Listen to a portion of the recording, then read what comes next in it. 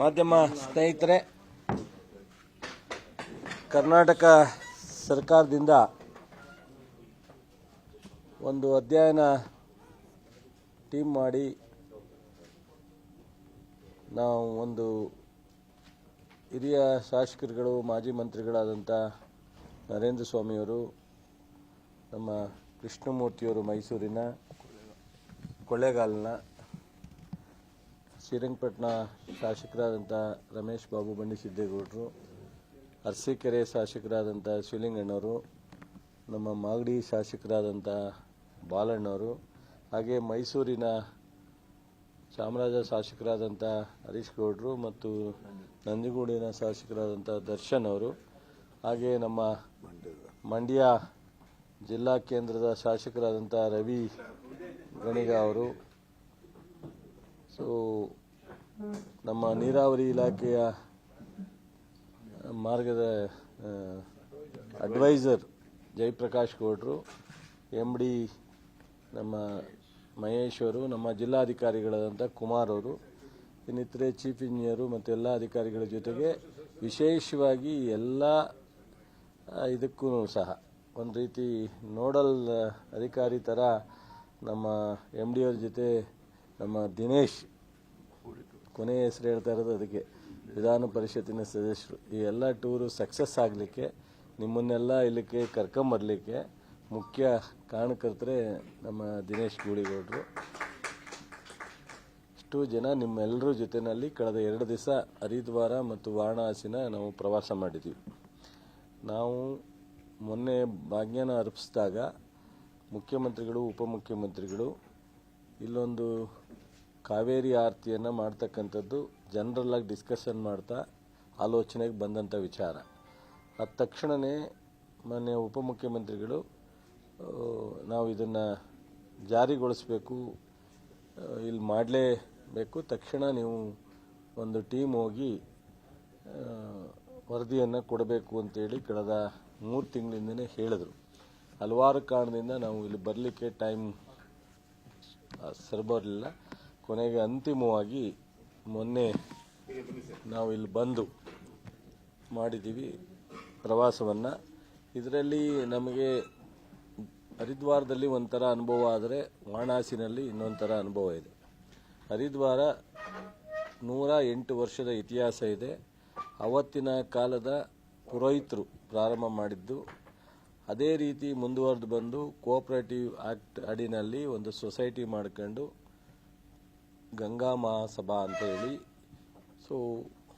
ಸರ್ಕಾರದ ಯಾವುದೇ ಅನುದಾನವನ್ನು ಪಡೆಯದಲೇ ಇವತ್ತುವರೆಗೂ ಸಹ ದಾನಿಗಳ ಅನುದಾನದಲ್ಲಿ ಇದೇ ಟ್ರಸ್ಟು ಸಾರ್ವಜನಿಕರಿಗೆ ಮತ್ತು ಸರ್ಕಾರಕ್ಕೆ ಅನುಕೂಲ ಆಗೋ ರೀತಿಯಲ್ಲಿ ಮಾಡ್ಕೊಂಬಂದಿದ್ದಾರೆ. ಇಲ್ಲೂ ಅದೇ ರೀತಿ ಟ್ರಸ್ಟಿನ ಮೂಲಕನೇ ಮಾಡ್ತಾ ಇದ್ದಾರೆ. ಆದರೆ ಇದು 35 ವರ್ಷದ ಇತಿಹಾಸ ಇರತಕ್ಕಂಥದ್ದು ವಾರಣಾಸಿನಲ್ಲಿ. ಹರಿದ್ವಾರದಲ್ಲಿ 100 ವರ್ಷ ಮೇಲೆ ಇತಿಹಾಸ ಇರತಕ್ಕಂಥದ್ದು. ಜೊತೆಗೆ ಇದು ಧಾರ್ಮಿಕವಾದದ್ದು, ಭಾವನಾತ್ಮಕವಾದದ್ದು ಮತ್ತು ಗಂಗಾ ನದಿ ಇಡೀ ದೇಶದಲ್ಲಿ ಭಾಳ ಉದ್ದ ವಿಚಾರ ಬಂದಾಗಲೂ ಸಹ 2000 ಕಿಲೋಮೀಟರ್ಗಿಂತ ಹೆಚ್ಚು ಇರ್ತಕ್ಕಂಥದ್ದು.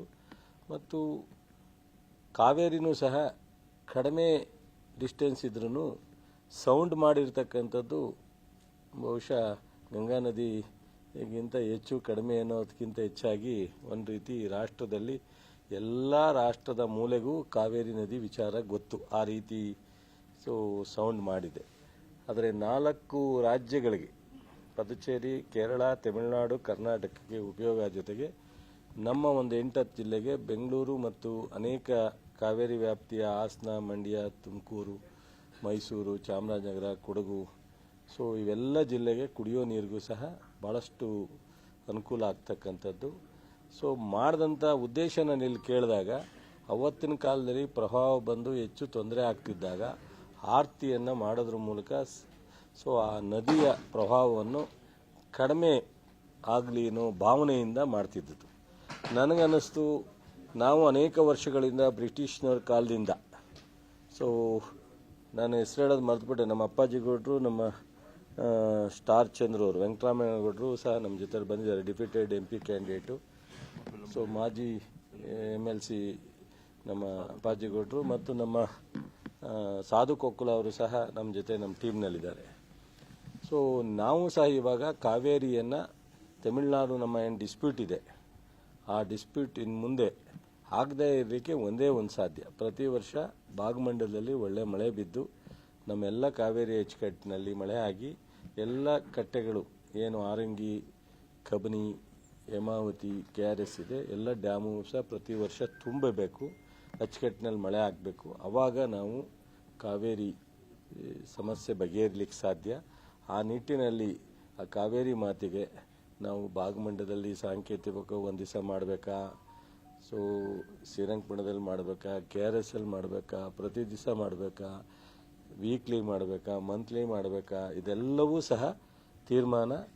ಸೊ ಉಪಮುಖ್ಯಮಂತ್ರಿಗಳು ಮುಖ್ಯಮಂತ್ರಿಗಳ ಜೊತೆ ಮಾತನಾಡಿ ನಮ್ಮೆಲ್ಲರ ಜೊತೆ ಚರ್ಚೆ ಮಾಡಿ ನಮ್ಮ ಅಭಿಪ್ರಾಯವನ್ನು ಅಲ್ಲಿ ಕೊಡ್ತೀವಿ.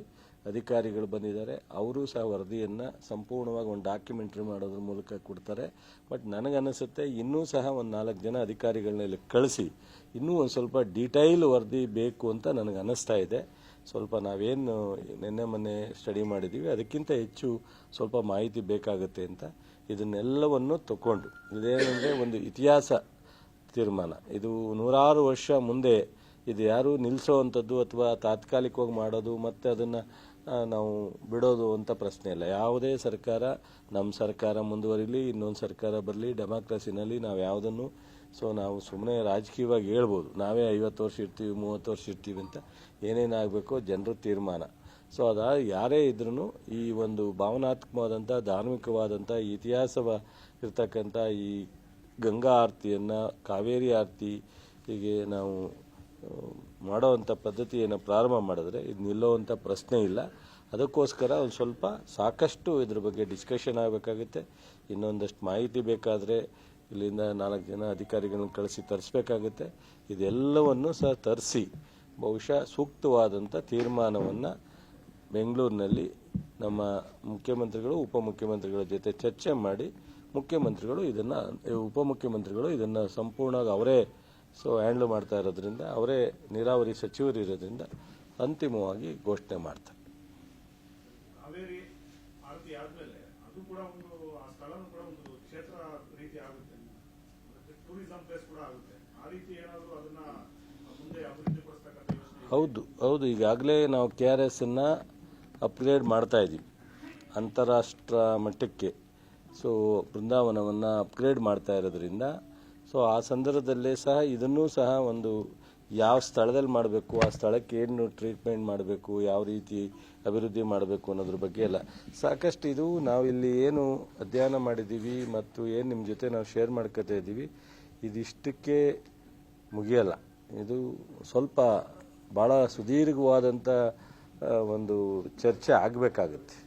ಇದೆಲ್ಲ ಇತಿಹಾಸ ಪೂರ್ವಕವಾದಂಥದ್ದು ಒಂದು ತೀರ್ಮಾನ ಆಗಬೇಕು, ಪ್ರಾರಂಭ ಆಗಬೇಕು ಅಂತ ಅಂದರೆ ಇದೊಂದು ಸ್ವಲ್ಪ ಕನ್ಸ್ಟ್ರಕ್ಟಿವ್ ಆಗಿ ನಾವು ಚರ್ಚೆ ಮಾಡಿ ತೀರ್ಮಾನ ತಗೋಬೇಕಾಗುತ್ತೆ. ಸ್ವಲ್ಪ ಬೆಂಗಳೂರಿನಲ್ಲಿ 1-4 ಸಲ ಸಿಟ್ಟಿಂಗ್ ಕೂರಬೇಕಾಗತ್ತೆ. ಅದನ್ನೆಲ್ಲ ಈಗ ನಮ್ಮ ನೀರಾವರಿ ಇಲಾಖೆನ ಅಡ್ವೈಸರ್ ಆಗಿ ನಮ್ಮ ಜಯಪ್ರಕಾಶ್ ಗೌಡ್ರು ಇದ್ದಾರೆ. ಅವರು ಮುಖ್ಯಮಂತ್ರಿಗಳು, ಉಪಮುಖ್ಯಮಂತ್ರಿಗಳಾದಂಥ ನೀರಾವರಿ ಸಚಿವರ ಜೊತೆ, ನಮ್ಮಗಳ ಜೊತೆ, ಅಧಿಕಾರಿಗಳ ಜೊತೆ ಕೂರ್ತಿ ಚರ್ಚೆ ಮಾಡಿ ನಮ್ಮ ಆಬ್ಸೆನ್ಸಲ್ಲಿ, ನಮ್ಮ ಪ್ರೆಸೆನ್ಸಲ್ಲಿ ಎಲ್ಲ ಚರ್ಚೆ ಮಾಡಿ ಒಂದು ರೂಪರೇಷೆಯನ್ನು ಫೈನಲೈಸ್ ಮಾಡ್ತಾರೆ. ನಾನು ಇವತ್ತು ಏನು ಹೇಳಲಿಕ್ಕಾಗಲ್ಲ. ನಮ್ಮೆಲ್ಲ ಆಸೆ ದಸರಾ ಮಾಡಬೇಕು ಅನ್ನೋ ದೃಷ್ಟಿಯಿಂದನೇ ನಾವು ತುರ್ತಾಗಿ ಬಂದು ಇದೆಲ್ಲ ಮಾಡ್ತಾ ಇದ್ದೀವಿ. ಬಹುಶಃ ಅದಕ್ಕೇ ಮಾಡಬೇಕು ಅಂದ್ಕೊಂಡು ಬಂದಿದ್ದೀವಿ. ಬಹುಶಃ ನನಗೆ ದಸರಾದೊಳಗಡೆ ಫೈನಲ್ ಆಗಿ ನಾವೆಲ್ಲವನ್ನೂ ಮಾಡಲಿಕ್ಕೆ ಕಷ್ಟ ಆಗುತ್ತೆ. ಏನಾದ್ರೂ ಈ ವರ್ಷ ಒಂದು ಸಾಂಕೇತಿಕವಾಗಿ ವಿತೌಟ್ ಪ್ರಿಪ್ರೇಷನ್ ಇಲ್ಲಿಂದ ಒಂದು ಟೀಮನ್ನು ಕರೆಸಿ ಒಂದು ಮಾಡೋ ಅಂಥದ್ದನ್ನು ಸಾಧ್ಯನಾ ಅಂತ ಯೋಚನೆ ಮಾಡಬೇಕು. ಅದಾದಮೇಲೆ ಇಲ್ಲಿಯ ಗಂಗಾರತಿ ಏನು ಮಾಡ್ತಾ ಇದ್ದಾರೆ ಇವ್ರೂ ಸಹ ಸ್ಪೇರ್ ಇರ್ತಾರೆ, 7 ಜನ 5 ಜನ ಅವ್ರನ್ನ ಟ್ರೈನಿಂಗ್ ಕೊಡಬೇಕಾಗುತ್ತೆ ತಿಂಗಳಾನುಗಟ್ಟಲೆ. ಅದಾದಮೇಲೆ ಸೊ ಅವ್ರಿಗೇನಾದ್ರು ಆಕಸ್ಮಿಕವಾಗಿ ಆರೋಗ್ಯ ವ್ಯತ್ಯಾಸ ಆದಾಗ ಇನ್ನು 4 ಜನ ಎಕ್ಸ್ಟ್ರಾ ಇರಬೇಕಾಗುತ್ತೆ. ಇದೆಲ್ಲ ಸೊ ನಾವು ಸಾಕಷ್ಟು ಇಲ್ಲಿಂದ ಟೀಮ್ ಕರೆಸ್ಕೊಂಡು ಟ್ರೈನಿಂಗ್ ಕೊಟ್ಟು ಅಲ್ಲಿ ಯಾರು ಆಸಕ್ತಿ ಇದೆ ಇದ್ರ ಬಗ್ಗೆ ಅವರನ್ನು ಟೀಮ್ ಮಾಡಿ ಇದೆಲ್ಲ ಮಾಡಬೇಕಾಗುತ್ತೆ. ಬಟ್ ನೀವು ಹೇಳ್ದಂಗೆ ದಸರಾದಲ್ಲಿ ಈಗ ಭಾಳ ಮಾಡಲೇಬೇಕು ಅಂತೇಳಿ DCM ಅವರು 2-3 ಬಾರಿ ಅದ್ರ ಬಗ್ಗೆ ಚರ್ಚೆ ಮಾಡ್ತಾ ಇರೋದ್ರಿಂದ ಸಾಂಕೇತಿಕವಾಗಿ ಏನಾದ್ರು ಒಂದು ಪ್ಲೇಸಲ್ಲಿ ಮಾಡಿ ಆಮೇಲೆ ಅದನ್ನೆಲ್ಲ ಪೂರ್ತಿ ಕನ್ಸ್ಟ್ರಕ್ಟಿವ್ ಆಗಿ ಮಾಡೋದು. ಅದನ್ನೆಲ್ಲ ನಾನು ಇವತ್ತು ಫೈನಲೈಸ್ ಮಾಡೋಕ್ಕಾಗಲ್ಲ. ಸೊ ಇದನ್ನು ನೋಡಪ್ಪ, ನೀರಾವರಿ ಇಲಾಖೆನೇ ಇದು ಮೇಜರಾಗಿ ತಗೋತಾರೆ. ಅಕ್ಷೇತ್ರದ ಶಾಸಕರು ಇದ್ದಾರೆ, ನಾವೆಲ್ಲ ಜಿಲ್ಲೆ ಕಾವೇರಿ ಅಚ್ಚುಕಟ್ಟಿನ ಶಾಸಕರೆಲ್ಲ ಇದ್ದೀವಿ. ಇದನ್ನು ಒಂದು ಸ್ವಲ್ಪ ನನಗೆ ಇನ್ನೂ ಅನೇಕ ಕನ್ಫ್ಯೂಷನ್ ಇದೆ, ಇನ್ನೂ ಒಂದಷ್ಟು ಮಾಹಿತಿ ಬೇಕಾಗಿದೆ, ಇದೆಲ್ಲ ಇರೋದ್ರಿಂದ ಬಟ್ ನಾವಿಲ್ಲಿ ತೀರ್ಮಾನವನ್ನು ಘೋಷಣೆ ಮಾಡ್ತಕ್ಕಂಥದ್ದು ಪ್ಲೇಸ್ ಇದೆ. ನೋಡೋಣ, ಅವಶ್ಯಕತೆ ಇದ್ದರೆ. ಈಗಾಗಲೇ 2 ಸಲ ಬಂದು ಹೋಗಿದ್ದಾರೆ ಕೆಲವರು. ಈಗ ನನಗೆ ಅನಿಸಿರ್ತಕ್ಕಂಥದ್ದು ನಾನು ಹೇಳಿದ್ದೀನಿ, ಅಧಿಕಾರಿಗಳು ಸಂಪೂರ್ಣ ಮಾಹಿತಿ ಅವ್ರಿಗಿದ್ದರೆ ಬರೋ ಅಂಥ ಅವಶ್ಯಕತೆ ಇಲ್ಲ. ಅವಶ್ಯಕತೆ ಇದ್ದರೆ ಕಳಿಸ್ತೀವಿ.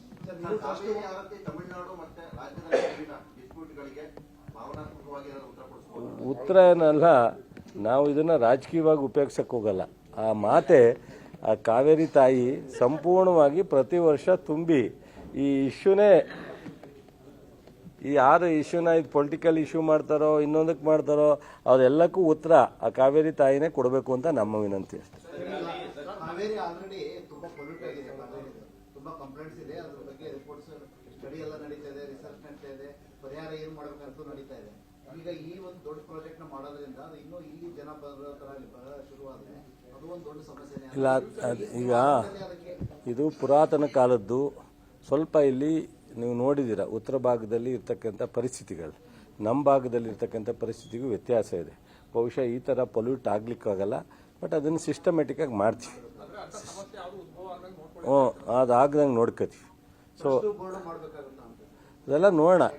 ಈಗ ನಾವು ಸರ್ಕಾರ ಇಲ್ಲಿ ಒಂದು ಇದು ಯಾವುದು ಕೋಆಪರೇಟಿವ್ ಸೆಕ್ಟರ್ಸಲ್ಲಿ ಎಂತ ಸೊಸೈಟಿ ಮೂಲಕ ಮಾಡ್ತಾ ಇದ್ದಾರೆ. ನಮ್ಮಲ್ಲಿ ಸರ್ಕಾರದಿಂದ ಮಾಡಬೇಕು ಅಂತ ಆಲೋಚನೆ ಮಾಡಿದ್ದೀವಿ. ಆದ್ದರಿಂದ ನೋಡೋಣ ಅದು ಯಾವ ರೀತಿ ಮಾಡಬೇಕು ಅಂತ ಮಾಡ್ತೀವಿ. ನಾನು ಅನೇಕ ವಿಚಾರ ಬೆಂಗಳೂರದು ಹೇಳಬೇಕಾಗಿದೆ, ಅದನ್ನು ಇಲ್ಲಿ ಹೇಳಲ್ಲ. ಬೆಂಗಳೂರಿನಲ್ಲಿ ನಾನು ಪ್ರೆಸ್ ಮೀಟ್ ಮಾಡಿ ಹೇಳ್ತೀನಿ. ಬಟ್ ಅವರು ಭಾಳ ಖುಷಿಪಟ್ಟರು. ಮೊನ್ನೆ ಹರಿದ್ವಾರ ಚೇರ್ಮನ್ ಇದ್ದಾರಲ್ಲ, ಗಂಗಾ ಮಹಾಸಭಾ ಚೇರ್ಮನ್ನು ಅವರು. ಸೊ ಭಾಳ ಸಂತೋಷಪಟ್ಟರು. ಇದನ್ನು ಕಾವೇರಿ ಈ ಡಿಸ್ಪ್ಯೂಟ್ ಬಗೆಹರಿಲಿ, ಇದರಿಂದ ನಾವೆಲ್ಲ ವಿಶ್ ಮಾಡ್ತೀವಿ. ಇದನ್ನು ನೀವು ಆಲೋಚನೆ ಮಾಡಿರೋದೇ ನಿಮಗೆ ಅಭಿನಂದನೆ, ನಿಮ್ಮ ಸರ್ಕಾರಕ್ಕೆ, ನಿಮ್ಮ ಮುಖ್ಯಮಂತ್ರಿಗಳಿಗೆ, ಉಪಮುಖ್ಯಮಂತ್ರಿಗಳಿಗೆ, ನಿಮಗೆಲ್ಲ ಟೀಮ್ಗೆ. ಬಟ್ ಇದನ್ನು ಆದಷ್ಟು ಬೇಗ ಮಾಡಿ ಮತ್ತು ಯಾವುದೇ ಕಾರಣಕ್ಕೆ ಮಾಡಿದ ಮೇಲೆ ನಿಲ್ಲಬಾರ್ದು, ಆ ರೀತಿ ಒಂದು ಮಾಡಬೇಕು ಅಂತೇಳಿ ಅವರು ಸಹ ಸಲಹೆಯನ್ನು ಕೊಟ್ಟಿದ್ದಾರೆ. ಅವರು ಭಾಳ ಖುಷಿಪಟ್ಟಿದ್ದಾರೆ. ಇಲ್ಲೂ ಸಹ ನಿನ್ನೆ ಮಾಡಿದಾಗ ಅವ್ರು ಮಾತನಾಡಿದ್ರು, ಅವರೂ ಖುಷಿಪಟ್ಟಿದ್ದಾರೆ. ಇದು ಒಂದು ರೀತಿ ಒಳ್ಳೆ ಆಲೋಚನೆ ಅಂತಲೂ ಹೇಳಿದ್ದಾರೆ. ಸೊ ಹಾಗಾಗಿ ಮುಂದಿನ ಬೆಂಗಳೂರಿಗೆ ಬಂದ ಮೇಲೆ ನೀವು ನಾವೆಲ್ಲ ಸಿಕ್ಕೋಣ, ಮಾತಾಡೋಣ. ನಾಳೆ ನಾಡಿದ್ದೇನೆ ಈಗೆಲ್ಲ ತಯಾರು ಮಾಡ್ತಾರೆ, ನಾಳೆ ನಾಡಿದ್ದೇನೆ ಚರ್ಚೆ ಮಾಡಿ ಮಾಡ್ತೀವಿ. ಸೊ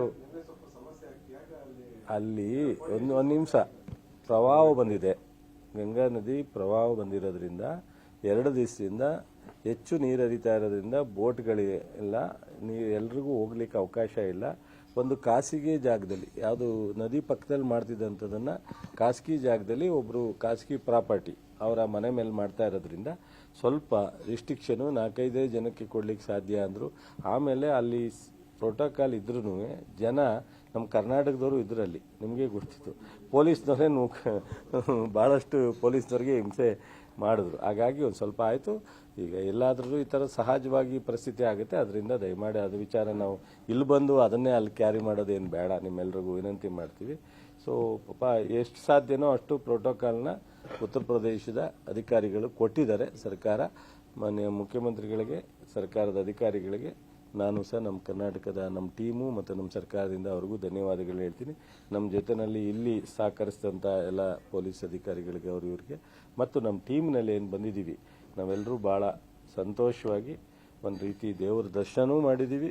ಒಂದು ದಿವಸ ಈ ವರದಿಯನ್ನೂ ಸಹ ಗಂಗಾ ಆರತಿಯನ್ನು ನೋಡಿ ಸಂತೋಷವಾಗಿ ವರದಿ ಕೊಡತಕ್ಕಂಥದ್ದು.